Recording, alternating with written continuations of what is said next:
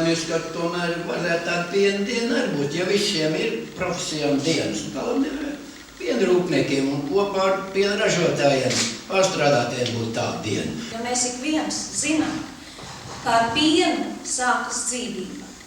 Piena dienas ieviešana, kā svinam diena, būtu apsveicama un ļoti atbalstāma, jo ar pienu ir iespējams saliedēt ne tikai nozari, bet vairāk pat saliedot ar visu nāciju. Latvijas iedzīvotāji šo produktu vērtē ļoti augstu, un tas ir viens no svarīgākajiem produktiem Latvijas iedzīvotāju uzturā.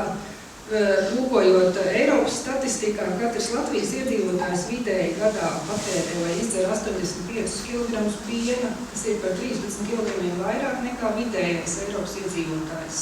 Ko tad īsti dos tā piena diena? Būs tāda diena, jā? Kas tad no tā mainīsies? Es viņam uzdevu pretjautājumu, bet kā jūs domājat, ja apstājas autobuss lielveikala malā un no tā izkāp 30 skolnieki un ieiet tajā lielveikalā, ko viņi nopirks? Viņi nopirks čipšus, kolu, kādu citu krāsainu dzērienu un retais, kurš nopirks kaut ko no piena. Un es domāju, tas ir viens no momentiem, ka mums ir jāsāk ar jaunās paaudzes izglītošanu, jo daudzi vairs īsti nezina un nesaprot, kas ir īsti pieniņš un piena produkti. Un es domāju, ka šī piena diena mūsu kopējā sadarbības tā fona ar muzeju ļaus popularizēt vairāk pienu un piena produktus.